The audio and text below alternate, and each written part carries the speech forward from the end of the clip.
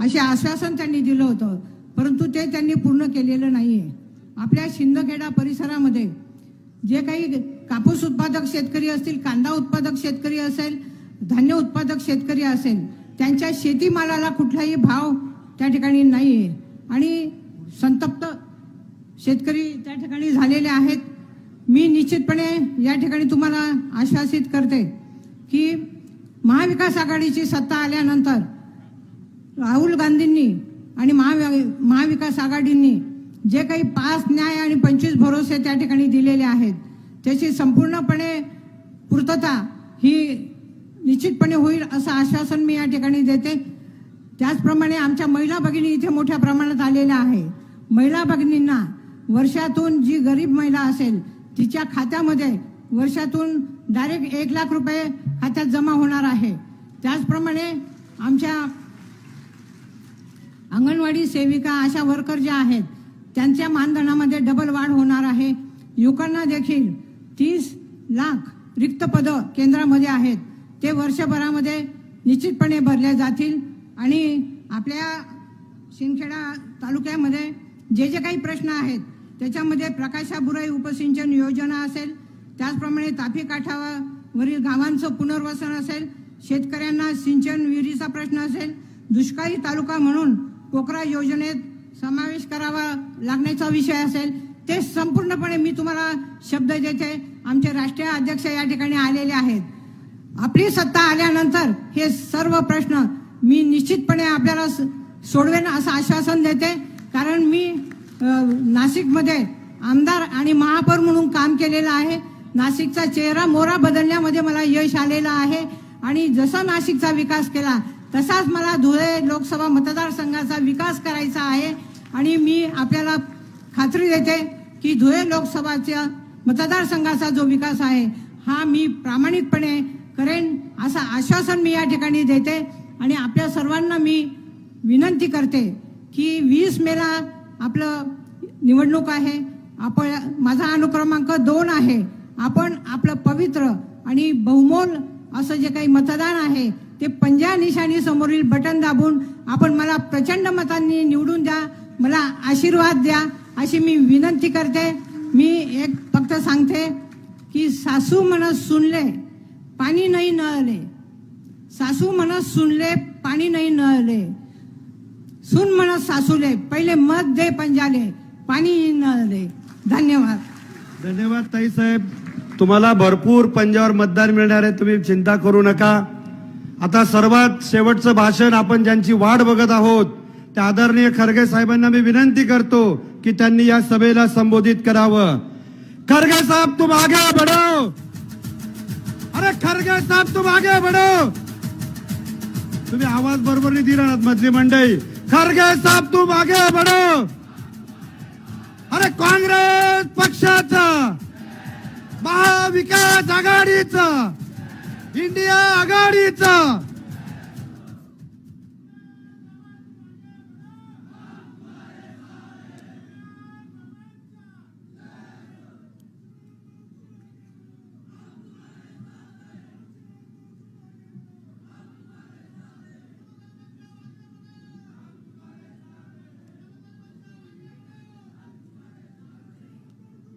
आज के इस चुनावी सभा में उपस्थित यहाँ के इंचार्ज सेक्रेटरी श्री रमेश चनिताला जी, हमारे महाराष्ट्र प्रदेश कांग्रेस कमेटी के अध्यक्ष नाना पटोले जी,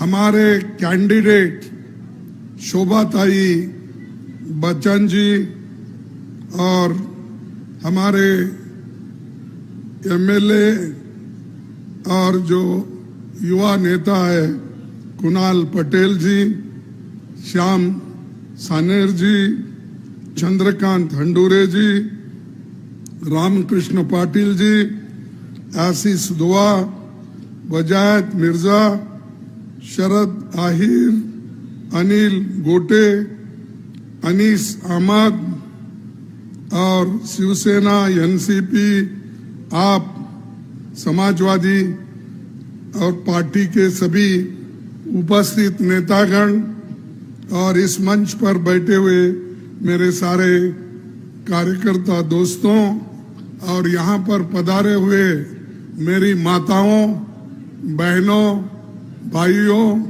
किसान बंधुओं और हमारे सभी जनता इस सभा में है, उन सबको मैं हार्दिक मेरे ओर से स्वागत करता हूं। और उसी तरह मीडिया के मेरे दोस्त भी हैं और नौजवान साथी भी इसमें हैं। ये चुनाव बहुत ही इम्पोर्टेंट चुनाव है। ये चुनाव कोई छोटी मोटी चुनाव नहीं है। ये ना म्युनिसिपैलिटी की चुनाव है, ना जिला पंचायत की, ना एमएलए की। ये चुनाव देश के भविष्य को बनाने वाली चुनाव है और देश के भविष्य को बनाने के लिए हम डॉक्टर बाबा साहब अम्बेडकर ने जो संविधान बनाया है उसको हिफाजत करने का अपना काम है। लोकतंत्र को टिकाना यह अपना काम है। अगर लोकतंत्र इस देश में नहीं, संविधान इस देश में नहीं, तो आपको कोई भी पूछेगा नहीं। अगर आज के वक्त तुम्हारे घर घर को हर पार्टी के लोग जब आते हैं, क्यों आते हैं? क्योंकि आपके पास वोटिंग का अधिकार है और वोटिंग ये सत्ता लाके देती है। सत्ता से हम अपने कार्यक्रम को और अपने पॉलिसी को अपने अनुष्ठान करते हैं। इसीलिए ये चुनाव बड़ा महत्व का है। तो इसीलिए ये महाराष्ट्र की धरती महात्मा ज्योतिबा फुले, सावित्रीबाई फुले, संत ज्ञानेश्वर, संत नामदेव, बाबा साहब डॉक्टर अम्बेडकर, ऐसे तमाम नेता, दिग्गज नेता इस धरती पे पैदा हुए और गरीब लोगों के उत्थान के लिए उन्होंने अपना पूरा जीवन यहाँ पर बिताया। तो मैं उन सबको नमन करता हूँ जिन्होंने यहाँ पैदा होकर सारे दुनिया को, सारे देश को जो मार्गदर्शन दिलाया, ये सबसे बड़ी बात है। और वही काम आपको करना है। अगर आप वो काम नहीं करेंगे तो समझो कि आप आगे पीढ़ी को गुलामगिरी में ढकल रहे हैं। वो पहले जैसे, आजादी के पहले जैसे दलित, आदिवासी, गरीब, ये सारे लोग जैसा एक गुलामों के जैसे रहते थे, वैसी ही परिस्थिति फिर आएगी अगर आप मोदी को और हमारे शाह को अगर वोट देंगे तो पूरा स्थिति गुलामों के जैसे हमारी बन जाएगी। यह आपको ध्यान में रखना है। आप किसी के लिए वोट नहीं दे रहे, ये वोट अपने आप के लिए दे रहे, अपने उत्थान, अपने पीढ़ी के लोगों को आगे बढ़ाने के लिए दे रहे हैं और किसी के लिए नहीं है। कोई नेता आता है, जाता है, लेकिन संविधान अगर आप बच गया तो ही हम बचेंगे, तो ही हम फिर राज करेंगे, फिर गरीबों का राज रहेगा। मैं सुना जब हमारी पार्टी स्प्लिट हो गई थी 1969 में, पहली मीटिंग इंदिरा गांधी जी की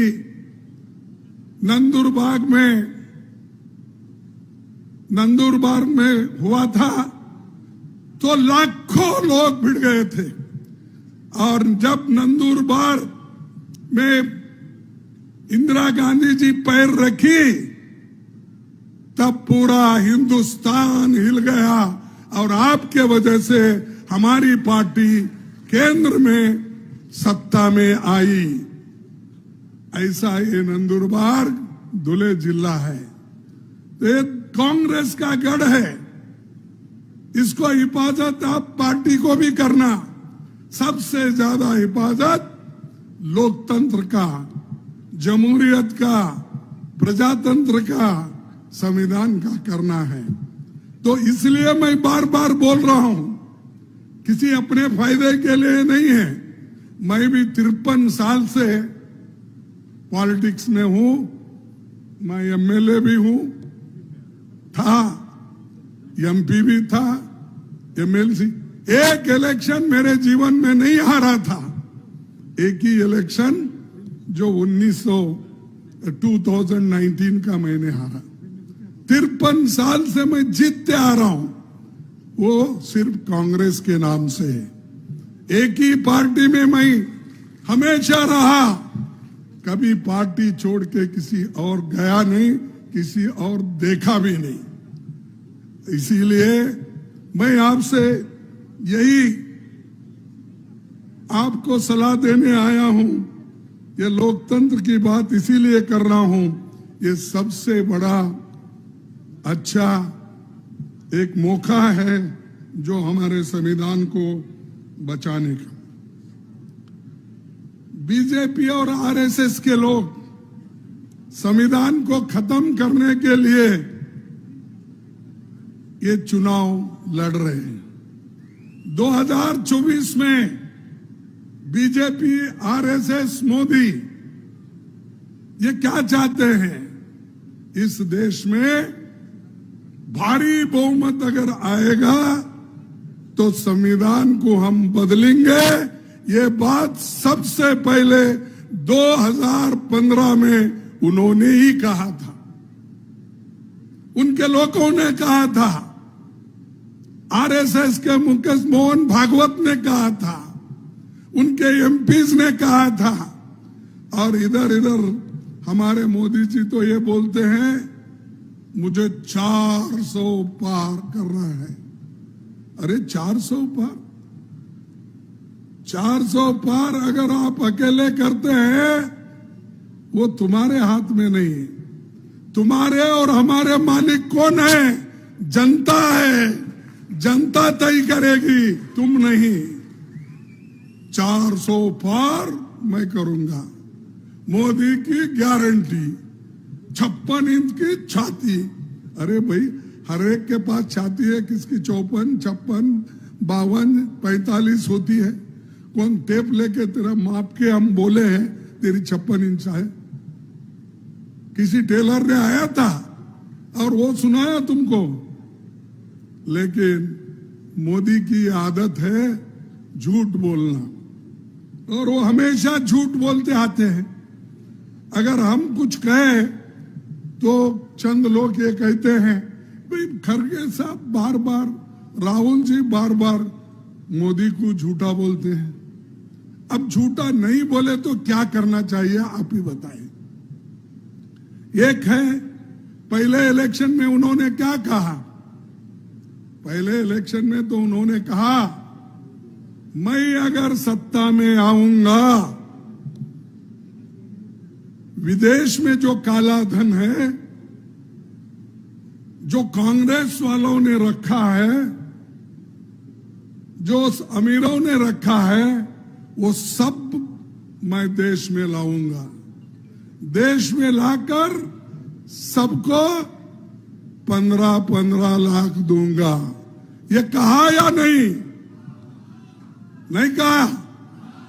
कहा तो मिला। तो कौन झूठे हैं? मोदी झूठे हैं क्या हम कांग्रेस वाले झूठे हैं? मोदी झूठा हो सकता है?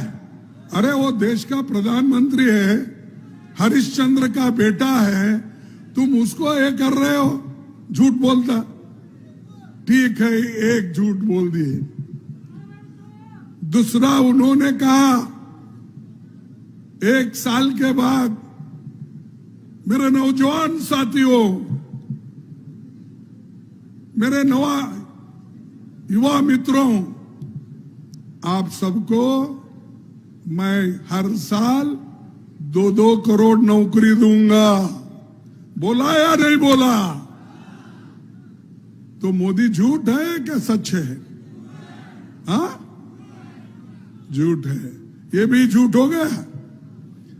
और मोदी ने यह भी कहा, क्या कहा? मैं किसानों की आमदनी बढ़ाऊंगा, तुम्हारी इनकम डबल करके दूंगा। मैं एक किसान के उनके लिए अपना आस्था रखता हूं कि वो आगे बढ़े।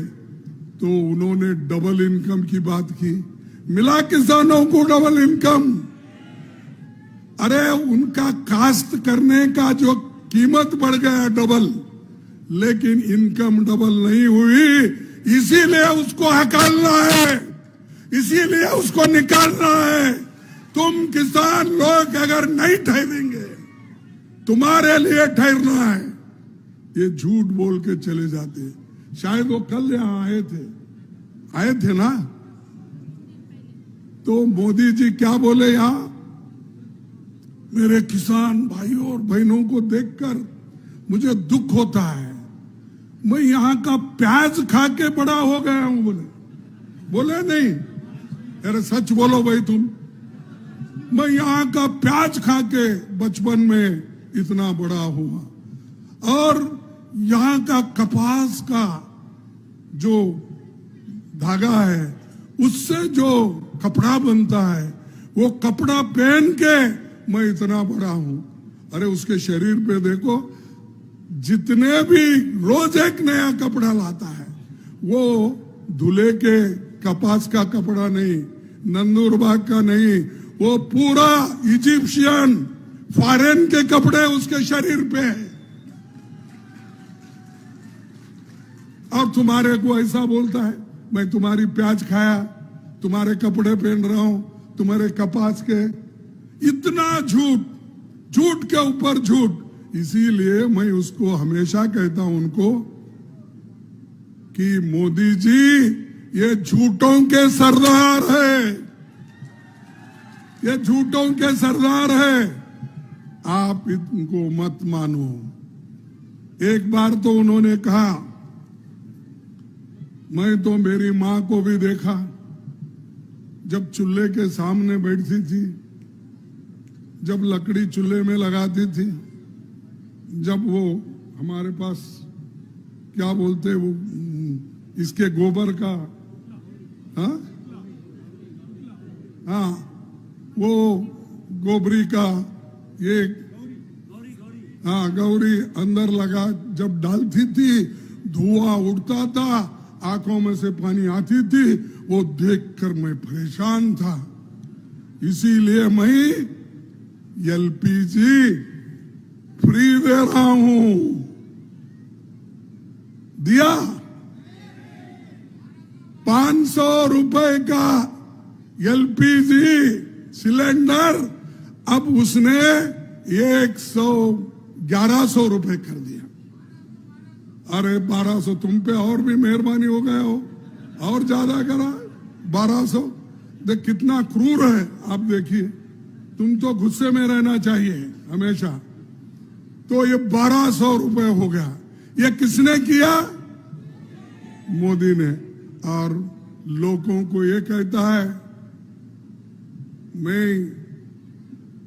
मेरा साथ दो, देश का विकास होगा। कहां होगा भाई विकास? जो विकास करने वाले लोग हैं, दलित हैं, पिछड़े हैं, आदिवासी है, किसान है, उनको तो तुम ठोक ठोक के मार रहे हो। फर्टिलाइजर की जीएसटी तुमने बढ़ाई, औषध का कीमत बढ़ाया,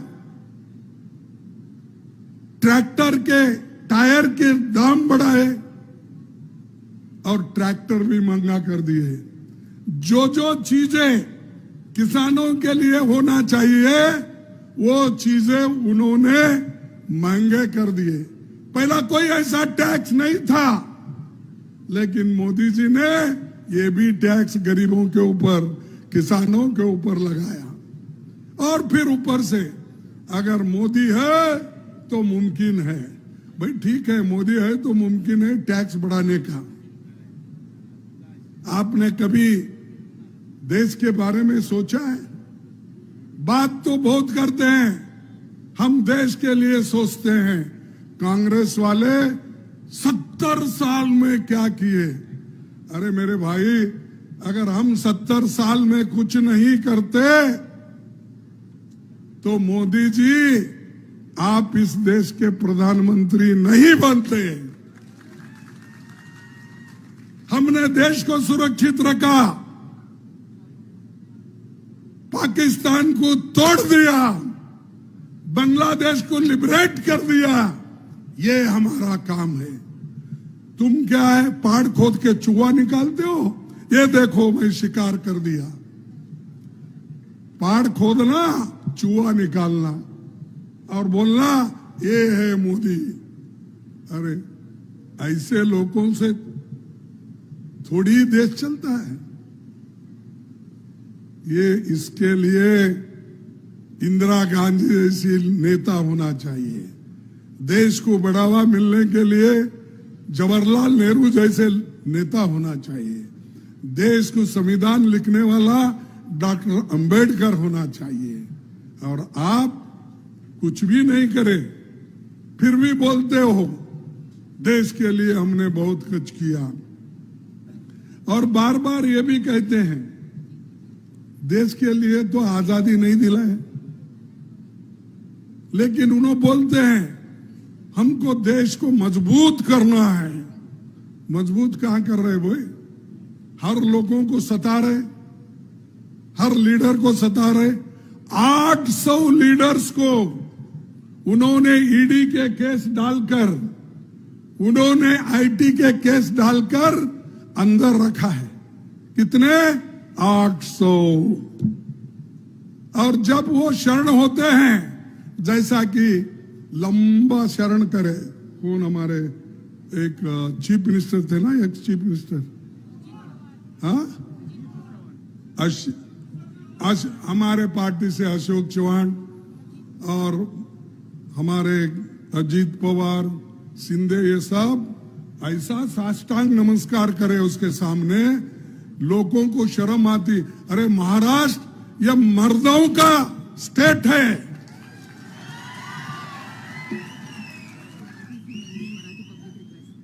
अरे मला मराठी येतंय, पण फार चुका होणे आणि उद्या मोदी येऊन काहीतरी बोलू नये म्हणून त्यासाठी मी जपून बोलतोय। मी त्याच्यासारखं खोटं बोलत नाही आणि रेटूनही बोलत नाही। देखिए उनका गरीबों के बारे में 30 लाख वैकेंसीज सरकार में है। 30 लाख वैकेंसीज केंद्र सरकार मध्ये आहेत। 30 लाख मध्ये तो एकही भरती केला नाही। कारण काय की दलित लोकांना 50% जात आहे, दुसऱ्यांना 50% जात आहे, म्हणून ते कॉन्ट्रॅक्ट लेबर, डेली वेजेस याच्यामध्ये घेऊन त्यांना जसंच्या तसंच त्यांनी ठेवायला प्रयत्न केलाय। हे फार मुख्य आहे।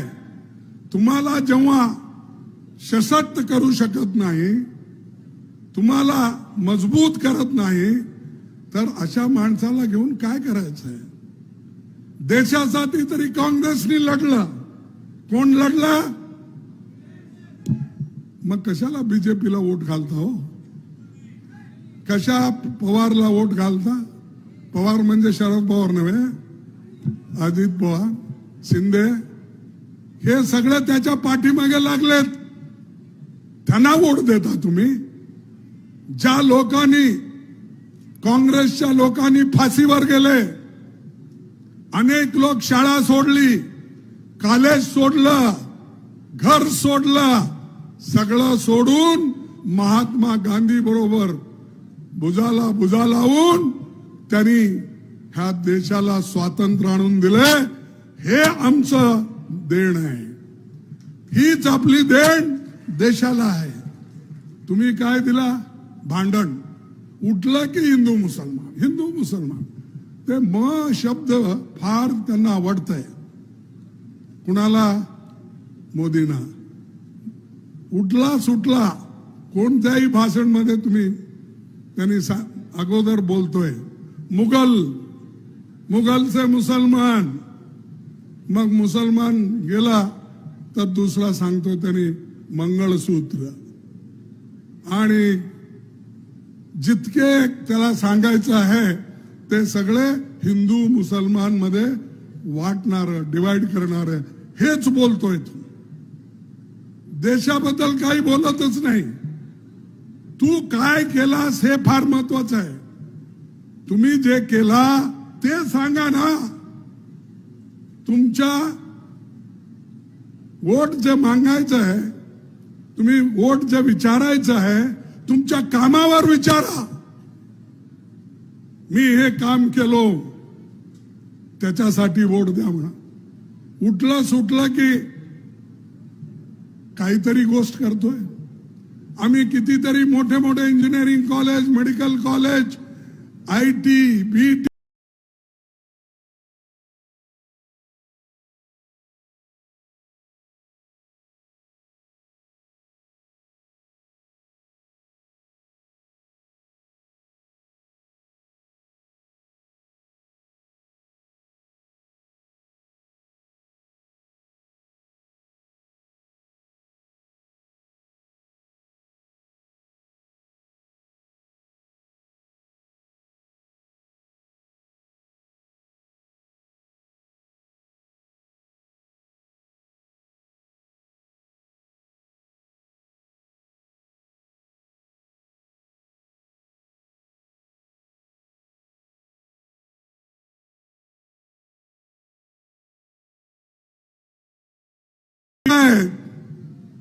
आता 10 वर्ष झाले. 10 वर्षाच्या पूर्वी तुम्ही सांगितलं होता. अहो लोकांना किती तुम्ही मूर्ख करता. लोक आता हुशार झालेले आहेत. काही दिवसासाठी तुम्ही मूर्ख करू शकता. काही लोकांना तुम्ही अनिश्चित काळपर्यंत करू शकता, पण सर्वांना सर्व काळी मूर्ख करून ठेवता येत नाही. हे तुम्ही समजून घ्या. आमचे लोक आता फार हुशार झालेत. ह्या वेळेला तरी त्यांना धडा शिकवतील, त्यांना पाठ शिकवतील. आणि मोदीजी आता 400 पार 400 पार म्हणते. ह्याचं 40 सुद्धा पार होणार नाहीत. आणि आम्हाला म्हणतो 50 येत नाही तुमचे. अपोजिशन लीडर काय तुम्ही भविष्य बघता? भविष्य बघा तुम्हाला येत आहे. आम्ही म्हणतो की बीजेपीला रोखण्यासाठी, बीजेपीला आणि मोदीला सत्तेवर येण्यासाठी जे रोख पाहिजे ते जरूर आम्ही रोखणार आहोत. आणि आमची बहुमत जरूर येईल. काय गठबंधन हे जे आहे आमची मजबूत आहे सगळीकडे. महाराष्ट्र तर फार मजबूत आहे. आमचे रिपोर्ट असे आहेत की सगळ्यात जास्त सीटा असल्यापैकी महाराष्ट्रात आम्हाला जास्तीत जास्त मिळेल. आणि मोदींना आता मोदी किती वेळ बोलायला महाराष्ट्राला. अगोदर या म्हणलं तरी येत नव्हता. 10 वर्षाच्या अगोदर किंवा 5 वर्षाच्या. आता गल्ली गल्ली फिरू लागलाय. रोडावर ते काय म्हणतात, कोणता शो, रोड शो. अरे कोणता प्राईम मिनिस्टर 100-200 रोड शो करतोय? प्राईम मिनिस्टर क्वचित कधी येतात, स्टेटमध्ये 1-2 भाषण करतात, आपली जो पॉलिसी आहे, प्रोग्राम आहे सांगतात आणि जातात. हा एक गल्ली सोडत नाही. गल्ली पासून दिल्लीपर्यंत हेच रोड शो. जो रोड शो करतोय ना ते देशाची भलाई कधी करणार नाही. त्यासाठी मी तुम्हाला सांगतो की तुम्हाला जर SC ST OBC यांचे आरक्षण कायम ठेवायचे असेल, तुम्हाला पुढे यायचं असेल, तुम्ही संविधानचा रक्षा केलंच पाहिजे. नाहीतर हे तुमचं नुकसान होणार आहे. ना मोदीचं नुकसान होणार नाही, ना पटोलेचं नुकसान होणार नाही, माझं नुकसान होणार नाही. नुकसान कुणाचं होईल? गरिबांचं होईल. ज्यांच्यासाठी रिझर्वेशन आहे, ज्यांच्यासाठी रिझर्वेशन कामात आहे, नोकरीत आहे, ते परेशान होतील. बंधूंनो, मी आणखीन 1-2 गोष्टी सांगून मी थोडंसं विराम घेतो. पण अग्निवीर योजना काढली आहे. अरे अग्निवीर म्हणजे 4 वर्षासाठी त्यांना रिक्रूट करायचं. त्याच्यानंतर पाप विचारांना घरी पाठवायचं. अगर मिलिटरीमध्ये ते भरती केले गेले तर ते शाश्वत तिथं नोकरी करत असतात. पण मोदी एक नवीन हे काढला की लोकांना जास्त पैसे देऊ नये, नोकरी यांची टेम्पररी असाव म्हणून अग्निवीर योजना काढून ते आमच्या युवकांना दिशाभूल केली. असे मोदीचे स्कीम आहेत. त्याच्यासाठी तुम्हाला मी विनंती करतो की असे जे प्रधानमंत्री आहेत ते देशासाठी काही करणार नाहीत आणि त्यांना तुम्ही सत्तेपासून दूर ठेवायला पाहिजे. हेच माझी विनंती तुम्हाला आहे. आणि बीजेपी केव्हाही जे सरकार निवडून येते त्या सरकारला कसं पाडायचं त्याच्याकडे की आहेत 2-3. एक ईडी आहे, एक CBI आहे, एक इन्कम टॅक्स आहे. ते 3 चाव्या घेऊन फिरतोय. एक शहाकडे असतंय, दुसरा याच्याकडे असतंय. यांनी चावी काढून सांगितलं ठीक आहे ईडी कर, तर ईडी लावला त्याच्या पाठीमागे. कुणाला सांगितलं आता CBI एन्क्वायरी कर, CBI. तिसऱ्याला IT इन्कम टॅक्सचं धाड घाल त्याच्यावर. त्याला भिवून इतके लोक तिकडं पळू लागले. चव्हाण गेले, अजित पवार गेले, त्याच्यानंतर शिंदेला काय झालं होतं मला माहित नाही, तो तरी तोडूनच गेला शिवसेना. हे लोक देशाची भलाई करतील. अरे तुमच्याकडे आयडिओलॉजी नाही, तुमच्याकडे जर विचार नाही, ज्याच्याकडे विचार और आयडिओलॉजी नाही तो देशासाठी आणि राज्यासाठी काही काम करणार नाही. हे तुम्ही लक्षात ठेवा. पळून जाणारे माणसं राज्याला काम करतील, पळून जाणारे देशासाठी लढतील, हे विचार करा तुम्ही. असले लोक फार इथं झालेले आहेत आणि महाराष्ट्र कधी मागे बघितलं नाही, पुढे बघून चाललं.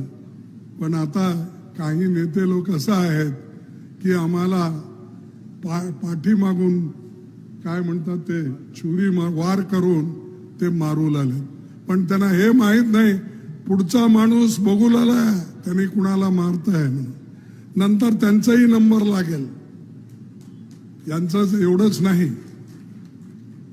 धुळे आणि नंदुरबार ये जरा किसानों की हमेशा यहाँ बुरी हालत होती. प्याज का हो, कपास का हो, और जो जितना भी उत्पादन होता है उसके बारे में हम हमेशा पढ़ते हैं. ड्रॉट आता है, मार गिरती है तो इधर ही गिरती है. तो इसको देखने वाले कोई नहीं है।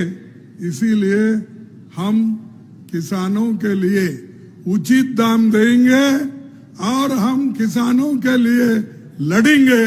ये बात मैं आपके सामने करना चाहता हूं। अब मैं ये झूठा तो नहीं बोल सकता जैसा मोदी बोला कि डबल इनकम करूंगा, ट्रिपल करूंगा। मैं करूंगा, जरूर करूंगा। इसीलिए तो 5 हमारी कैंडिडेट अभी बच्चा शोभा ताई जी बोले कि हम क्या करने वाले हैं। उन्होंने कहा हमारे 5 न्याय, उन्होंने कहा 25 गारंटी। इस गारंटी में किसानों के लिए है, मजदूरों के लिए है, युवाओं के लिए है और हमारे महिलाओं के लिए। महिलाओं को तो हमारे पार्टी में इतना महत्व दिया गया है, एक एक महिला को हर साल 1 लाख रुपए हम उनके अकाउंट में डालेंगे। 1 लाख उनके अकाउंट में डालेंगे।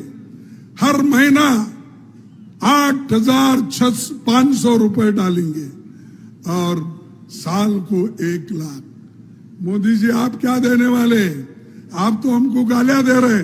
ये कांग्रेस वाले ऐसे फुक्कट के खिला खिला के लोगों को सुस्त कर रहे हैं, लोगों को बगैर काम किए खाना दो बोल रहे हैं, ये बांट रहे हैं। ये मोदी जी की सोच है। तो इसीलिए मैं ये कहूंगा कि जो हमारे वायदे हैं जीएसटी हटाने का, एमएसपी की गारंटी, फसल नुकसान 30 दिन में हम करेंगे, किसानों का कर्ज माफ करेंगे और किसान हितैषी एक्सपोर्ट इंपोर्ट को भी हम बढ़ावा देंगे। आदिवासियों पर अत्याचार के दौरान मोदी जी ने आरएसएस के लोग को कहा चुप बैठो। कभी भी मोदी जी अन्याय और अत्याचार के खिलाफ आवाज नहीं उठाए। मणिपुर में आदिवासी महिलाओं पे अन्याय हो रहे, रेप हो रहे, उनके घर लूटे जा रहे, जलाए जा रहे, लेकिन मोदी जी 13 देशों के टूर किए लेकिन मणिपुर का टूर नहीं किया। 300-400 इलेक्शन भाषण करे, हर जगह जा रहे। फिर मैं पूछना चाहता हूं, आप हर जगह जाने वाले मणिपुर क्यों नहीं जा रहे? क्या है? इतना डरपोक है, वहां जाने के लिए डरता है। और उसी जगह से राहुल गांधी ने अपनी पाद यात्रा निकाली महाराष्ट्र तक, मणिपुर से लेकर महाराष्ट्र। उन्होंने खुद हर गांव-गांव लोगों से मिलते आए। भाषण करने को भी तैयार नहीं, जाने को तैयार नहीं। तो हमको ये सोचना चाहिए कि जो लोग बात करते हैं वो लोग काम नहीं करते। तो इसलिए ऐसे नेताओं को या नेताओं का बात सुन के अगर हम कुछ उनको वोट देने जाएंगे तो सत्यानाश हमारा हो जाएगा। उन्होंने हमेशा ऐसा बोले, सबका साथ सबका विकास। लेकिन बाबा तुमने सबका साथ सबका विकास तो बोला, सबका साथ तो लिया, लेकिन सबका सत्यानाश कर दिया। और ऐसे मोदी को अगर आप वोट डालेंगे फिर से देश बर्बाद हो जाएगा। और जो इतना त्याग बलिदान देकर हमने लाया है और इस देश को एकता रखने के लिए हमने जो कोशिश की है वो सब पानी में मिल जाएगा, मट्टी में। आपको और एक मैं बात कहूंगा, गांधी जी ने एक बात कही थी। क्या कही थी? मेरी लोकतंत्र की कल्पना ऐसी है कि उसमें कमजोर से कमजोर को भी उतना ही मौका मिलना चाहिए जितना कि समर्थ को मिलता है। सच्चा लोकतंत्र केंद्र में बैठकर राज चलाने वाले 20 लोगों से नहीं चलता, वो हर गांव में हर इंसान को चलाना पड़ता है। ये महात्मा गांधी जी का स्लोगन है। और मोदी जी सिर्फ 2 लोगों से चला रहे सरकार, ये खुद और एक शाह। और ऐसा भी है, अमीर भी वही बना रहे, दूसरों को गरीब भी वही बना रहे। यहां तक बनाए कि जितने भी 1-2-4 लोग अमीर है वो सब उनके साथ में है। लेकिन हमको बोल रहे आजकल कांग्रेस वाले, भाई अदानी अंबानी के बारे में बात ही नहीं करते।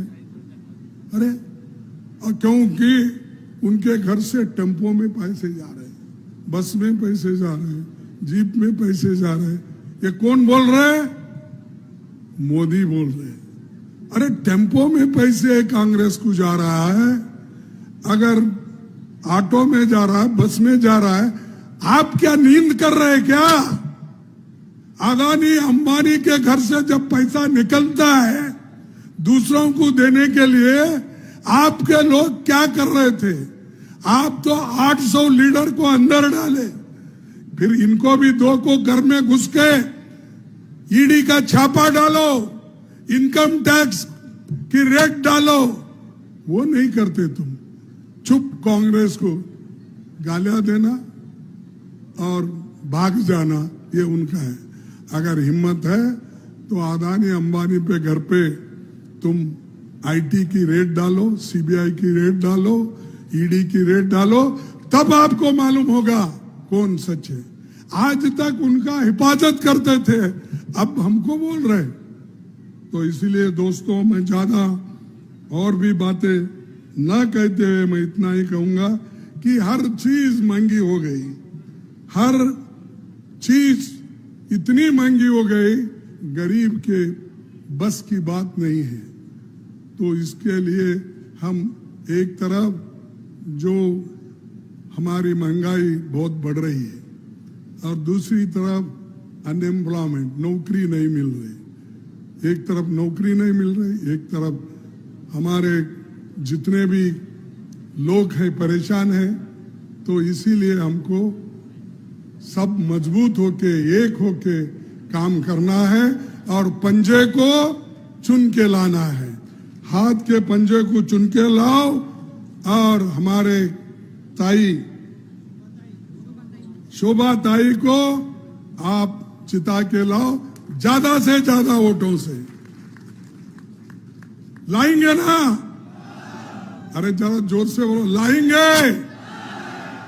तो धन्यवाद आपको।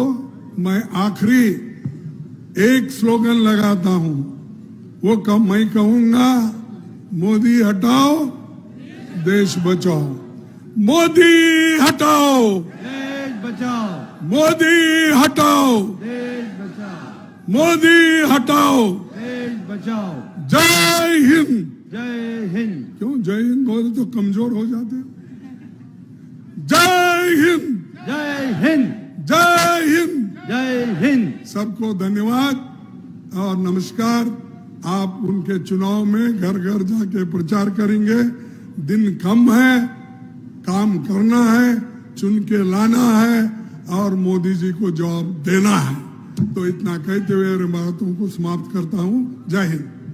धन्यवाद खरगे साहेब. आपण दिल्लीहून एवढ्या उन्हामध्ये येऊन आमच्या या धुळे लोकसभा मतदारसंघातील मतदार बांधवांना आपण अतिशय योग्य शब्दामध्ये नरेंद्र मोदी सरकारचं अपयशा बाबतीमध्ये भूमिका मांडली. निश्चित आपल्या या मार्गदर्शनामुळे आमच्या सगळ्या कार्यकर्त्यांच्या मनामध्ये उत्साह संचारलेला आहे. कारण एवढ्या उन्हामध्ये आपण अतिशय सविस्तरपणाने मार्गदर्शन केलं, त्याबद्दल धुळे लोकसभा मतदारसंघाच्या वतीने, त्याचप्रमाणे धुळे जिल्ह्याच्या वतीने आणि सिंदखेडा विधानसभा क्षेत्राच्या वतीने मी आदरणीय खरगे साहेबांचं, आदरणीय पटोले साहेबांचं, आदरणीय कुणाल बाबांचं या ठिकाणी मनपूर्वक आभार मानतो. त्याचप्रमाणे ही सभा यशस्वी करण्यासाठी इंडिया आघाडी आणि महाविकास आघाडीच्या सर्व पदाधिकाऱ्यांनी परिश्रम घेतले, त्यांचे मी आभार मानतो आणि ही सभा संपली असं जाहीर करतो.